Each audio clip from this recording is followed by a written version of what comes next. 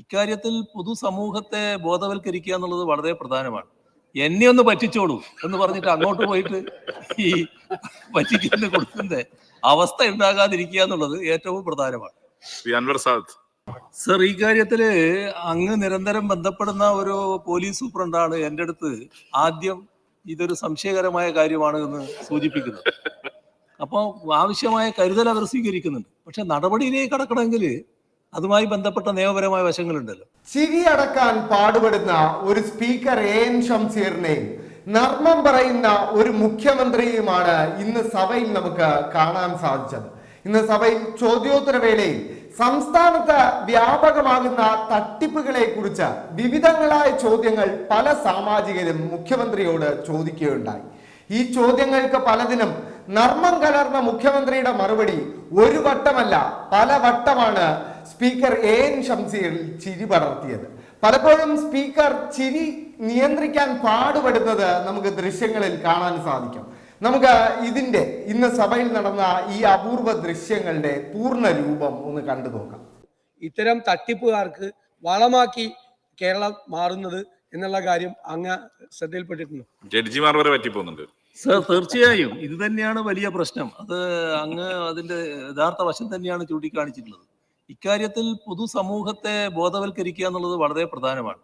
എന്നെ ഒന്ന് പറ്റിച്ചോളൂ എന്ന് പറഞ്ഞിട്ട് അങ്ങോട്ട് പോയിട്ട് ഈ പറ്റിക്കുന്ന കൊടുക്കുന്ന അവസ്ഥ ഉണ്ടാകാതിരിക്കുക എന്നുള്ളത് ഏറ്റവും പ്രധാനമാണ്. സർ, യഥാർത്ഥ പോലീസിംഗ് എന്ന് വെച്ചാൽ നമ്മൾ ക്രൈം നടക്കുന്നതിന് മുമ്പ് ആ പ്രതികളെ പിടിക്കാനോ ആ ക്രൈം അല്ലെങ്കിൽ ആ വിഷയം തടയാനോ സാധിക്കണം. സാറേ, ഇന്ന് നമുക്കറിയാം നമ്മുടെ കേരളത്തില് നല്ല ഇന്റലിജൻസ് വിഭാഗമുണ്ട്, സ്പെഷ്യൽ ബ്രാഞ്ച് വിഭാഗമുണ്ട്. ഈ വിഭാഗങ്ങളൊക്കെ ഇങ്ങനെയുള്ള നമ്മുടെ ഇപ്പൊ ബഹുമാനപ്പെട്ട പ്രതിപക്ഷ മുഖ്യമന്ത്രി പറഞ്ഞ കൂട്ടി ഒത്തിരി തട്ടിപ്പുകൾ നമ്മുടെ കേരളത്തിൽ നടക്കുന്നത്. മലയാളികൾ ഇത് എത്ര പറഞ്ഞാലും പഠിക്കില്ല എന്ന് നമ്മൾ പറയാറുണ്ട്. അത് സംഭവിച്ചുകൊണ്ടിരിക്കുക. അപ്പൊ ഇങ്ങനെയുള്ള ചില പദ്ധതികൾ അനൗൺസ് ചെയ്യുമ്പോൾ എന്തുകൊണ്ട് നമ്മുടെ ഇവിടുത്തെ ഇന്റലിജൻസ് വിഭാഗം സ്പെഷ്യൽ ബ്രാഞ്ച് വിഭാഗം ഇത് നിരീക്ഷിച്ച് അത് കണ്ടുപിടിച്ച് അതിനെ തടയാനോ അതിന് ജനങ്ങൾ കൂടുതൽ അപകടത്തിലേക്ക് ചെന്ന് ചാടാതിരിക്കാനോ അത് എന്തുകൊണ്ട് ഈ സംവിധാനങ്ങൾക്ക് സാധിക്കുന്നില്ല? അത് നമുക്കൊന്നും കൂടി ഒന്ന് ഉഷാറാക്കി അവരെ കൂടുതൽ കാര്യക്ഷമമായി പ്രവർത്തിക്കാനുള്ള ഒരു നിർദ്ദേശം ഗവൺമെന്റ് അതിനുള്ള സംവിധാനങ്ങൾ ചെയ്യുമോ എന്നാണ് എന്റെ ബഹുമാനപ്പെട്ട മുഖ്യമന്ത്രി. സർ, ഈ കാര്യത്തില് അങ്ങ് നിരന്തരം ബന്ധപ്പെടുന്ന ഒരു പോലീസ് സൂപ്രണ്ടാണ് എൻ്റെ അടുത്ത് ആദ്യം ഇതൊരു സംശയകരമായ കാര്യമാണ് എന്ന് സൂചിപ്പിക്കുന്നത്. അപ്പോൾ ആവശ്യമായ കരുതൽ അവർ സ്വീകരിക്കുന്നുണ്ട്. പക്ഷെ നടപടിയിലേക്ക് കടക്കണമെങ്കിൽ അതുമായി ബന്ധപ്പെട്ട നിയമപരമായ വശങ്ങളുണ്ടല്ലോ. അതിന്റെ ശേഷം മാത്രമേ നടപടിയിലേക്ക് കടക്കാൻ പറ്റൂ. ആദ്യം തന്നെ അദ്ദേഹം എന്നോട് സൂചിപ്പിക്കുക, ഇങ്ങനൊരു കാര്യം നടക്കുന്നുണ്ട്, ഈ ഭാഗത്താണ് നിങ്ങളെ ആ ഭാഗം എല്ലാം കൂടി ചേർന്നതാണ്, ആ ഭാഗത്താണ് നടക്കുന്നത് എന്ന് അദ്ദേഹം പറയാണ്. അപ്പൊ നിരീക്ഷിച്ചുകൊണ്ടിരിക്കുകയാണ് എന്നും പറയാണ്. അപ്പൊ ഇതൊക്കെ അവർ ശ്രദ്ധിക്കുന്നുണ്ട്. പക്ഷെ ഇടപെടുന്നതിന് നിയമപരമായ പരിമിതികളുണ്ട് എന്നുള്ളതാണ് വസ്തുത. ഇവിടെ എല്ലാവരും ഈ കാര്യത്തിൽ ഒരേ മനസ്സോടു കൂടി തന്നെയാണ് സർ സംസാരിച്ചത്. കാരണം ഇങ്ങനെ നിരന്തരമായി ഒരു തട്ടിപ്പ് കഴിഞ്ഞാൽ വീണ്ടും മലയാളികൾ ആവർത്തിച്ച് തട്ടിക്കപ്പെടുന്ന സ്ഥിതിയാണ് സർ. സർ, ഇത്തരം സംരംഭങ്ങൾ ആരംഭിക്കുമ്പോൾ ഇതിന്റെ ഒരു സ്വഭാവം പരിശോധിക്കാൻ ഇവിടെ നേരത്തെ സൂചിപ്പിച്ചതുപോലെ തന്നെ നമ്മുടെ ഇന്റലിജൻസ് സംവിധാനത്തിന് കഴിയണം സർ. അപ്പൊ ഇത്തരം തട്ടിപ്പുകൾ ഇപ്പൊ ധാരാളം ധനകാര്യ സ്ഥാപനങ്ങൾ വരുന്നു, പുതിയ തരത്തിലുള്ള ഓഫറുകൾ വരുന്നു.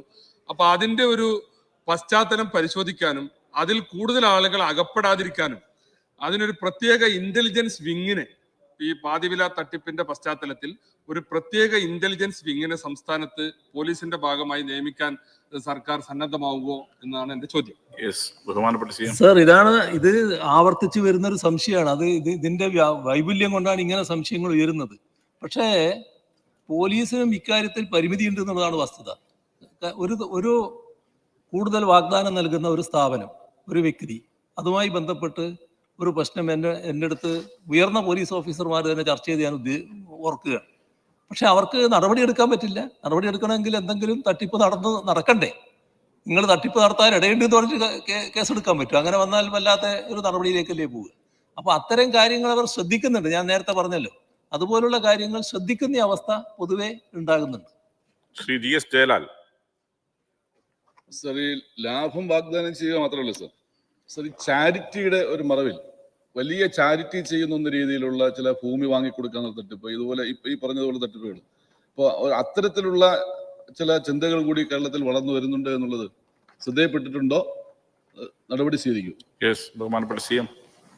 സർ, ചാരിറ്റി വർക്ക് നല്ലതുപോലെ നടക്കുന്ന ഒരു സംസ്ഥാനമാണ് കേരളം. അതിൽ മഹാഭൂരിഭാഗവും നല്ല സൗദ്ദേശത്തോടെ, നല്ല അർപ്പണബോധത്തോടെ നടത്തുന്ന പ്രവർത്തനങ്ങളാണ്. ആ കൂട്ടത്തിൽ ഏതെങ്കിലും തരത്തിൽ ഇമാതിരി കാര്യങ്ങൾ ഉണ്ടെങ്കിൽ അത് നമുക്ക് പ്രത്യേകം പരിശോധിക്കാം. ശ്രീ രാഹുൽ മാങ്കൂട്ടത്തിൽ.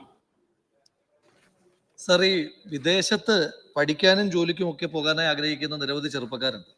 ഈ ചെറുപ്പക്കാരെ വലിയ രീതിയിൽ സാമ്പത്തികമായി ചൂഷണം ചെയ്യുന്ന ചെറുതും വലുതുമായ വലിയ സംഘങ്ങൾ നമ്മുടെ നാട്ടിൽ പ്രവർത്തിക്കുന്നുണ്ട്.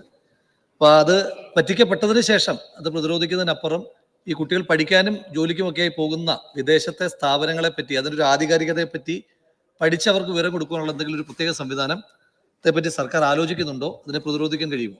യെസ്, ബഹുമാനപ്പെട്ട സി എം. ഇതൊരു പൊതുവായ പ്രശ്നം തന്നെയാണ്. നമ്മുടെ വിദേശത്തുള്ള ചില സ്ഥാപനങ്ങൾ ഒരു മേശയും 4 കസേര ഉണ്ടായാൽ ഒരു പ്രധാനപ്പെട്ട ഒരു സ്ഥാപനമാണ് എന്ന് പരസ്യം കൊടുത്ത് ഏതാണ് ഈ സ്ഥാപനം എന്ന് മനസ്സിലാകാതെ അതിൽ പോയി കുടുങ്ങി അവിടെ ചെന്നപ്പോഴാണ് ഇവിടെ മറ്റൊന്നുമില്ല, ഇത് മാത്രമേ ഉള്ളൂ എന്ന് മനസ്സിലാക്കുന്നത്. അങ്ങനെ ഒരു പ്രശ്നങ്ങൾ വലിയ തോതിൽ ഉയർന്നു വരുന്നുണ്ട്. ഏതായാലും ആ അനുഭവത്തിന്റെ അടിസ്ഥാനത്തിൽ എന്താണ് നമുക്ക് ചെയ്യാൻ കഴിയുക എന്നുള്ളത് ഗൗരവമായിട്ട് ആലോചിച്ച് നടപടികൾ സ്വീകരിക്കാം.